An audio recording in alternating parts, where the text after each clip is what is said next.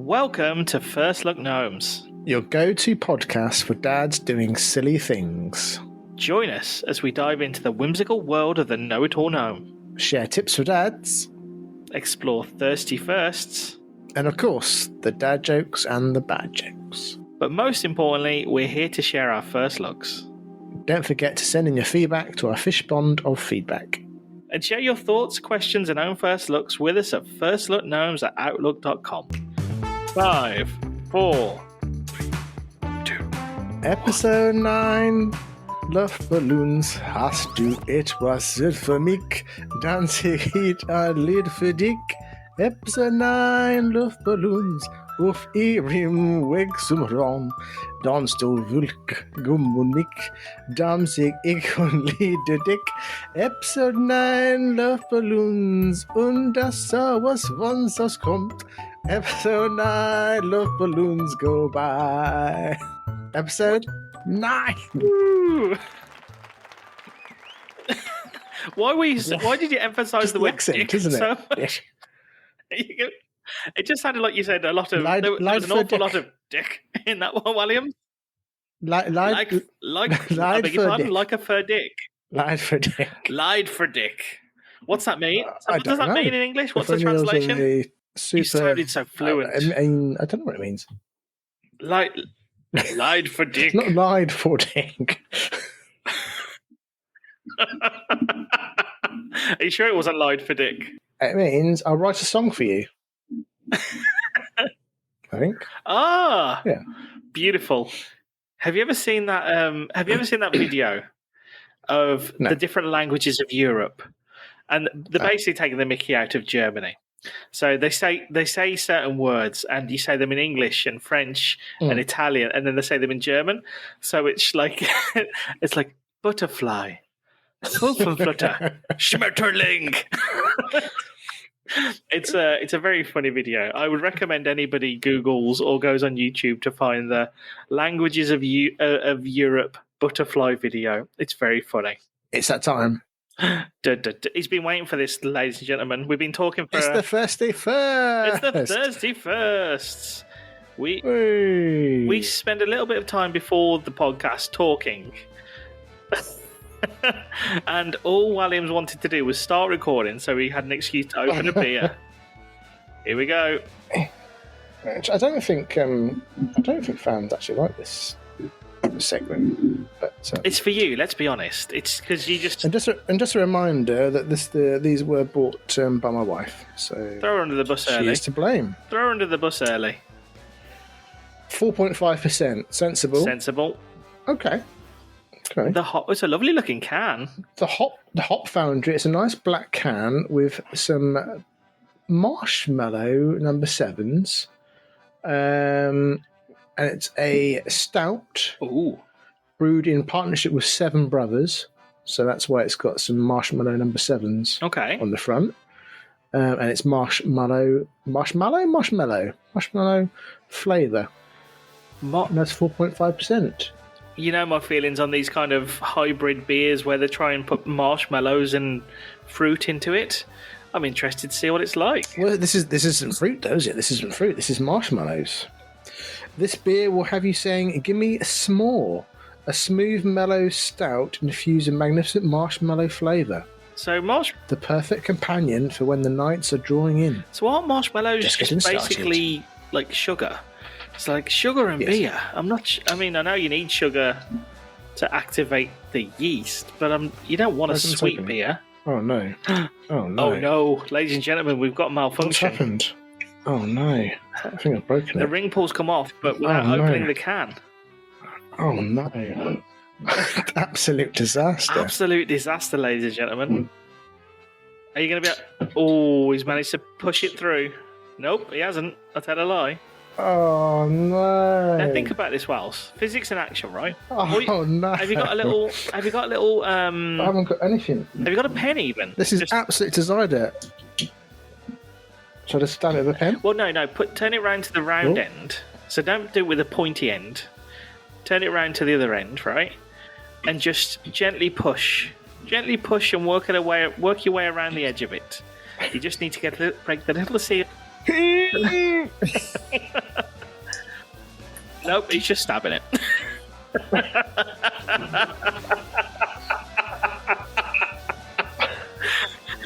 I've never seen him look so distraught, ladies and gentlemen. No. Do you have another can in the fridge? Oh. We have a breakthrough. Oh, absolute disaster. And then, oh no. I tell you what. If you see blood spurting everywhere. Those Seven Brothers are not going to get a good review here. They haven't even built a robust can pulley system. Number, haven't you? In case. Oh my goodness. Don't hurt yourself, Wells. No. Well, no, now I'm like putting the sharp thing into the drink. That should do it. As long as that doesn't fall into my pint glass. Oh my goodness. There is a hole, ladies and gentlemen. He has a hole. We're in. We're in. It's a stout, so it obviously wasn't fizzy. He likes your sound effects. Cheers. Cheers, Wells. Lovely. Lovely. Lovely. A nice drop, that. Worth the effort. A nice drop. It's, yeah, lovely. Right. I'm glad everyone waited for that. I like that. That's nice. It's got to be more than a 6 or a 7 then. I would say 8.7. Can you actually taste the marshmallow? No. No. So it's just a stout, really. No, I mean, I would say a very hint of it. Are you getting hints of cinema and fairgrounds? A hint of. Imagine campfires. eating a load of marshmallow, right? Washing it down with a Coke. Yep. An hour later, that taste you still got in your mouth. Okay, you sold it to me. That's the marketing language right there. If you want that feeling in your mouth of marshmallows and Coke, so you just want your teeth to feel a bit furry, drink our Seven Brothers. An hour later. But if you have marshmallows and Coke, your teeth are going to feel furry. There's no doubt. Even an hour later. Not an hour later. Oh, 100%, really? Yeah. Oh, okay. 2 hours later. And there we go. That's another exciting segment of Thirsty Firsts. It went very smooth. That's what I like. Please write in to first. Sorry, email address. First Look Gnomes at outlook.com. If you wish to hear more Thirsty Firsts. If you don't write in, we'll presume you do. First look. Shall I go first? I'll go first. You go first, Williams. You go first. So not quite technically a first. Part of it is a first look. The other part of it is it's been a while, but a first look as an adult. So the other weekend, I had a first look at the Hoe. At the Hoe? At the Hoe. I'm assuming this is the garden tool, or it's a pub. No, it's the Hoe in Plymouth. Standing on the luscious green-lawned expanse of the Hoe is the iconic Smeaton's Tower Lighthouse. You'll see the glorious Tinside Lido, open to the public for bathing during the summer months. It is here where Sir Francis Drake, intrepid explorer and local hero, is immortalised in a statue, situated just a few metres from the green where he finished his game of bowls before heading out to defeat Spanish Armada in 1588. It's more famous down here, I suppose. But your typical red and white striped lighthouse. Oh yes, Paul and Bill style. Yeah, so I went and we stayed there because my dad was hosting a conference for all the good deeds and charity work that he does. Logan raised over £200 for his secret marathon walk. Amazing. So raised over £200 for the Afghan Sports Trust. So, but yes, the Hoe area. I had a first look at the Hoe. Amazing. And how was it? And it's a nice part of Plymouth. And we also went and had a first look at the National Aquarium, which is the largest aquarium in Britain. Oh, but that was good. And it was really, really good. And Logan's, he's really into like tiddler, like I've said before. He's into his fish, and on his birthday, we went to a garden centre so he could look at the fish tanks in the aquarium section. He just goes, he waves and goes, hiya, hiya, hiya. Whereas the aquarium, I think it was a bit sort of overkill. He was knackered afterwards. I think it's just so much for a little 2-year-old brain. Yeah. It's a lot, but all sorts of weird looking fish and sharks and turtles and all that sort of stuff. That's class. Really good. Recommend it. He says the biggest one in the UK. Yeah. It's a massive tank, huge. My niece actually is going. I went there to sleep the sharks. They would all sleep the sharks bit, so you can sort of. This is like a curved section of the tank, and all the kids get their sleeping bags and just sit there and look into the tank and sharks swimming around and stuff. Yeah, really good. But that's class. And then there's the lower end of the tank. So you're talking a massive, like cinema screen type thing with obviously all your different types of fish swimming around. Uh-huh. But then onto the left, there's a computer screen and some pads, so you can design your own fish or turtle or whatever. And Logan loved that, so you can basically colour in. You can colour in the different fish, and then you can name it, and then it basically releases it into the digital tank. Okay. And then you can see whatever you created swimming around in this digital tank, which was quite cool. But it's just funny how he was really excited about that and loved watching the digital thing, whereas you just turn your head just the right and you've got this massive real life cinema screen aquarium. But really good. And well worth a visit. I'm very jealous, Williams. That does sound like a lot of fun. It was nice. There's a guy I work with. So I work for an American company, and there's this guy. He's our lead developer. But one day a week he works in a big aquarium in Philadelphia, and he has to get in the tank, and they do a show. They do like 2 shows a day, and there's a camera inside the helmet that now is obviously submerged under the water. So like they can, he talks around the fish and feeds the fish, and it's a bit like a sea life center. So everyone sits outside of the tank. He gets into the tank and does the kind of talk on the fish and stuff, whilst doing it. I'm like, so 4 days a week you help us with coding, and then 1 day a week you go and present a sea life show. It's so odd. But he said, I was talking to him, he said, if you ever come over to Philadelphia, they have access, above the tank. There's it's a bit like a stage. They've got rafters above the tank. So you can actually go above it and see down. He said that's where you get the best views and stuff. And we've just... Nice. We just bought, so for Brayden's birthday last September, he wanted a fish tank. So we got him, we took him, very similar to Logan, Logan's idea, so we took him to the garden centre to look at the fish and all that kind of stuff. Yeah. And he wanted a fish tank for his birthday, so we got him all set up. But we said, should we just get goldfish, cold water fish? And he's like, of course, no. That's far too plain and simple. He wanted a warm tank, like a heated tank. Oh, gosh. Yeah. Because he wanted some tetras and an angelfish and all this. So we got him this tank, got it all set up. But it took such a long time for it to become established. So, again, it was all kind of foreign to me, really. You have to get the water set up, then you have to get the filter set up, the right and pH levels, get the right pH levels, and get the biological. We had a biological bloom. So did I tell you about this? It went really filled up with like a cloudy water. So we put the water in October, and we only got the first fish about 7 weeks ago. Now, loving life. We've got the testing every Saturday morning for Brain to earn his pocket money. His first chore out of his 3 is he has to test the water in the fish tank. Feed fish.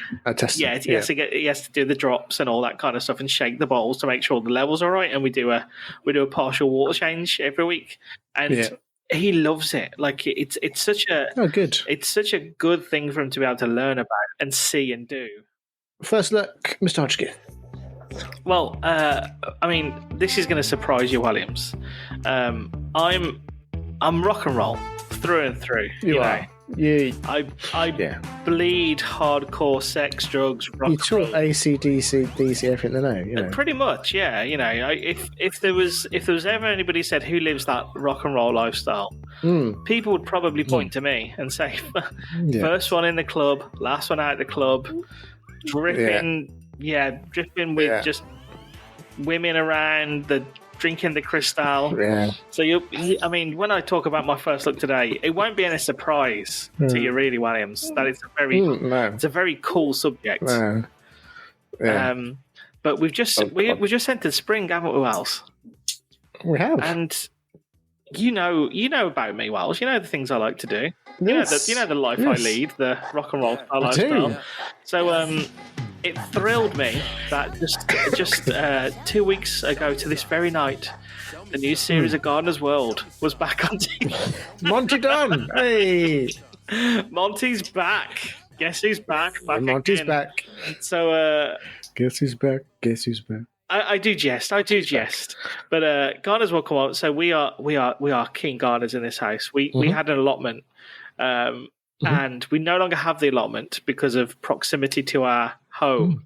But we have recently moved home, and we now have a much larger plot of our own, of which we are starting to grow. Ooh. So Gardener's World kind of it's the kind of the starting pistol for you better make sure you're getting on with it. So this week is kind of the first look at. I've talked about gardening before. I've talked about growing things before, but for the first time ever, the baby onions last episode. The baby onions last episode, yes. And now we've been sowing the kale and the sprouts, and we'll get into this later, Williams. We'll get into some more of this. Oh, I like a bit of kale. See, kale from the shop. It's just it can't compare to like your own grown kale. But I'm getting ahead of myself, Williams. I'm getting ahead of myself because we may talk about that later. However, I wanted to talk about, because I don't want to just continue going about the same things in gardening, but this year we have started for the first time to actually design a garden of a superior standard, shall we say? A superior standard. Yeah. So like we've designed gardens in the past, and we've built gardens. Now been small, but now we have our garden. We're very lucky in our new place. It's a south-facing garden, and it's a sloped garden. And I'm fascinated with Japanese gardens because I love Acer. So I've been growing Acer for the last 6 years because they're very expensive to buy big. So I brought a couple of small ones and I've been growing them. And I just love the style of Japanese gardens. And when we were looking at this house and the garden, I said to my wife, we need to buy this house because that's going to make the best Japanese garden. And we've started to actually design it because we want to start building it. So we're designing a Japanese greenhouse that we want to make. And we've got quite a few Japanese listeners. We do now as well, yeah. So it ties in nicely. And we because of obviously the natural incline it runs down a hill, we want to build a stream like a babbling brook and a koi. And obviously we're talking about fish. We want to get a koi carp. We want to get some koi carp and build a big pond.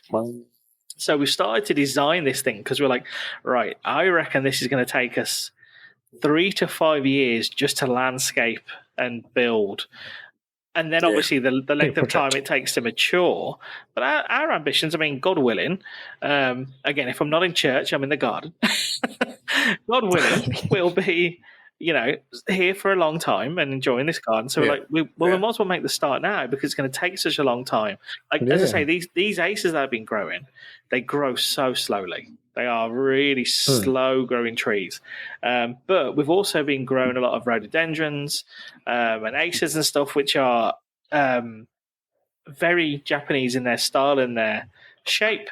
So we have a lot of plants now ready to be planted out from their big, 30-inch pots, 40-inch pots. And we just want to get started. So we've been, Monty Don was kind of, it was always great because I love Gardener's World, but it was also kind of good this year because we're leveling up our gardening game, Williams. We're going from allotment people to, we're actually designing a garden, and it's a lot of fun. Rock and roll. There are a lot of rocks, and there is a potential that they will roll down the hill if we don't do it properly and dig proper founds and use the right materials. But it's going to be exciting. I mean, goodness knows what will finish. Do you know the best garden tool for your Acers? Protect them from the wind. Best garden tool. Very sharp secateurs. Spades. Aces and spades. Ace of spades. Ace of spades. Who was I thinking you were being serious there? Giving me a really good tip for Dad. No, you were actually doing a very, very amusing dad joke. But no, the first look at designing a garden, gardener's wall being back on is great. I know most people have probably skipped forward at this point, but if you know, Williams. If you're into your gardens, then you know. But that was my. We got an Acer tree 2 years ago, and it said on it, keep it in a sheltered spot. They don't like the wind, Williams. They don't like the wind. They don't like the wind. We live in the windiest garden ever. So it's not really done anything yet. But the last couple of weeks, it's still showing a bit. It's like I'm still alive, and it's doing something. So we'll see. Have you? It might have settled itself. Have you got any dead wood on it? Because you have to remove any dead wood. No. So you'll see with like an Acer tree. If it has... on the tree itself. On the tree itself, on the branches, yeah. So you see if it's like a really... Oh my God, I could geek out. Williams, we should talk about this offline, really, not when we're recording a podcast. Welcome to another gardening episode. Although, to be fair, of our audience, apart from seems to be a lot of mums, I imagine people searching gnomes are probably gardeners. Probably. I mean, it's a mix. Some of our content's a mixed bag because, like, we talk about things like, it is a mixed bag. We talk about a lot of geek stuff and like Wookiee. Like some of the first looks we've done include Star Trek, and this can't be the first time I've talked about gardening. You just reminded me that we talked about the bloody mini onion sets last week, and I forgot about that. So I must have mentioned the allotment and gardening in the past. Yeah, it's very niche, isn't it? It's very niche. Very niche. Did you know Americans, they say niche? I think I might have mentioned this before as well. Like, I keep working with these Americans and we keep talking about audiences and they keep talking about niche audiences. I'm like, niche? And they're like, they mean niche. And mums that like listening to nonsense. That's our audience. There's a lot of mums out there who are just looking for a bit of insight into the male psyche every week. And we give them the amount of the breadth of randomness that we talk about. And I don't think they're surprised either. Probably not. I think it just confirms what they already know. Yeah, men are stupid. Throw rocks at them. But yeah, we love Monty Don. If anybody hasn't heard, we talked about Monty Don audiobooks and slowing them down so he sounds drunk. Still one of my favourite things to do. But there's so ahead of they're doing obviously there's this Chelsea Flower Show every year. So another one of the things I like listening to the Jo Wiley Show on Radio 2. For those who don't, she does a show from 7 till 9. And I never used to like Jo Wiley on Radio 1. She used to annoy me. Now on Radio 2 I really like her. She's a keen gardener as well. So her and Monty Don are designing a dog garden this year. So it's all to do with dogs. I love dogs. Music, Monty Don. I'm like, I'm all over that. Absolutely. I've hit middle age, Williams, and I'm not ashamed of it. We grow our own potatoes. What can I say? Another keen gardener, Kelly Brook. She loves a bit of gardening. She does love a bit of gardening. Yeah, that's true. Yeah, there you go. I forgot about that. Yeah. Trust you to remember. On that note, tips for dads. Tips for dads. Get your tips for the dads. Tips for the dad. Right then. So, as I've been talking about gardening, my tips today are about gardening. So I have 3 tips. Tip number 1. That's a lucky segue, isn't it? It is a lucky segue. It's almost like it was planned. Again, to give you, the audience, a peek behind the curtain, Williams texted me at 7:30 tonight and said it was still on. I said, I haven't done my prep yet. Should be done in half an hour. So, I mean, the prep, we put a good 30 minutes worth of prep into this today, which is more than we do most weeks, I'd say, Williams. How long does it take you to come up with your song ideas at the start of this? Song ideas? Surprisingly not that long. Surprisingly. It tends to be a quick... I don't know, I kind of think of a word that rhymes with a number, and then I Google it, put the word song, and see what comes up. Okay, well, it works very well. It's simple but effective. So gardening tips. So tip number 1, it's for dads who don't garden, and I want to encourage you to start gardening. So and I'll tell you for why. You might be like, gardening, why would I grow vegetables? It's cheaper just to buy them. True. But here's the rub. I found, and you may be the same here, Williams, if I'm outside, the wife and the child, they won't really venture out to come and ask me to do things. If I'm in the house doing something, I will be interrupted to be asked to do other things. Not when I'm outside gardening. They never bother to come outside. So if I'm gardening, I can get like 3-4 hours in without seeing either any of them. And sometimes you just need that. If I try and do something inside for 3-4 hours, I will get disturbed every half an hour. Dad, can you help me do this? Craig, can you help me do this? Dad, can you help me do this? Craig, did you do that? Why haven't you done it yet? Can you do it now? I need your help. All the time. If I'm outside of... Does your wife not call you Mr. Hodgkiss? She calls me many things, but she didn't call me Mr. Hodgkiss. She doesn't actually call me Mr. Hodgkiss. She calls me by my actual name. But if I'm outside, she doesn't call me at all. Because it's outside, and she can't be bothered to put her shoes on to come outside and see me. She's not going to shout out the window. So I'm free. So, dads, get outside, get your coat on, potter around, hide in the corner. Whatever you want to do it. Do it outside, you won't be disturbed. So I'm saying, like, genuine peace and quiet comes from gardening. And the sun's coming out, and it's a good way to get a bit of vitamin D. It is. So that was my next tip. Well, it was tip number 2. Get outside, get some vitamin D, and grow some vegetables. So it's a vitamin T. Some vitamin T. Kaplunk.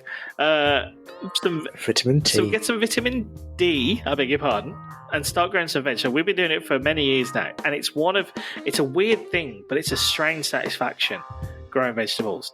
So like we talked about kale earlier and onions. Bit of curly kale. I remember once, like a couple of years ago, we tried to grow cucumbers for the first time, and it's a weird, like, I can't even explain the sensation when you see a cucumber starting to grow. Oh, we've lost him, people. We've lost him. It was like a genuine like sense of wonder. So like we were like growing this plant. We're like, oh, it's not gonna get any fruit. And then all of a sudden, like, one day, Brain comes around. Dad, what is it, son? I think a cucumber's starting to come. And it's like, okay, and you go and look at it, and you're like, it is, yeah, it actually is, yeah. And then like we sat and we watched that cucumber grow for the next few weeks, and it was a weird. What do you mean? You just sat there? You got out your little fold out chair, just sat there watching it. So like you check up on it every day. How fast do they grow? A cucumber. So once the plant had flowered and the fruit started to come, about 3 to 4 weeks. So you go from like a tiny little snub to a proper cucumber. It may have been longer than that, but like it depends when you pick it as well. You can probably pick it earlier than you should, but watching it grow on the windowsill was so weird and strange, but really quite satisfying. And the kids love it. So like, yeah, if you don't garden, start. If you don't know where to start with plants. And then thirdly, if you like, Oh, go on. Sorry, I beg your pardon. Have you yet entered into one of those sort of village fates of, biggest cucumber? Growing for showing? No, we're not. There's one day maybe that can once we've got the Japanese garden sorted, we can try and grow some large marrows, shall we say? Award-winning large cucumbers. So yeah, get outside and garden. If you don't know where to start growing. If you just think that sounds too poncy, then get a power washer. That's my third tip. Get a massive power washer, because I didn't realise how good these things were to use and how much fun they were until I tell the listeners a video that you sent, Mr. Hodgkiss. Well, I'll get to that one. I'll get to that. Yes. So we moved into this old house. We've got this big old garden which hasn't had much attention. So I borrowed a power washer, and I spent nearly 7 hours power washing, and it was one of the most satisfying 7 hours of it. Again, no one came outside to bug me, and the satisfaction of getting all the crap and the moss off of old stone and seeing the colour of it underneath was just brilliant. And also, you can, when it's that old and manky, you can draw things in the muck. Draw pictures. You can draw pictures in the muck. So, yes, ladies and gentlemen, I did draw something in the muck and filmed it and sent it to the lads group, and I got. I don't think you need to tell us what it is. I think the listeners can guess. Well, I got a response from a friend saying I did that recently. I wrote my kids' names. And I was like, yeah, I could have written my kids' names, but it's much more funny to draw cucumbers and tomatoes. Yeah, cucumber tomatoes. And yeah, as middle aged as I am talking about this, I'm still a child. So yeah, that was my first look. Tips for dads: get outside and garden. Talking to children, I had just a mini tips for dads. Basically, don't stress with kids and their toys. With Logan, I've seen he'll play with anything. Like you, little bits of sausage of dinner. There's something in their cars, they're racing cars, or planes, or helicopters, or pebbles. They're not pebbles. Again, they're racing cars or whatever. Don't worry, if you can't get your kid a toy, give them some pebbles or get them to play their food. It's all good. It's all good. They don't need fancy, expensive stuff, do they? They've got imagination. No. Every single thing. His imagination at the moment is just on fire. It's fun to watch. Just at dinner time at the moment, we finish before him, but we sit with him because we know he will finish the food, and he's there, and he'll have a little break, and then he'll, play whatever, and then he'll kind of like torture the food. But in his own little way, it looks like I'm going to eat you. He's pretending it's alive. He doesn't say that, but yeah, don't stress.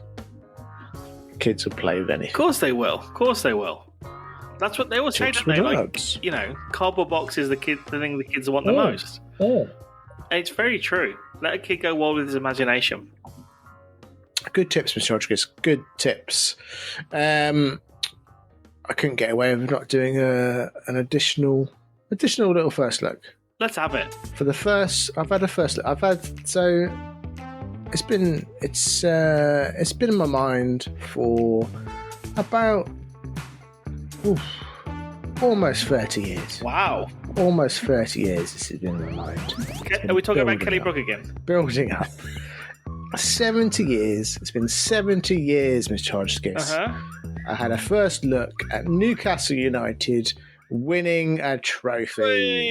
Away the lads! Away the lads! Away the lads!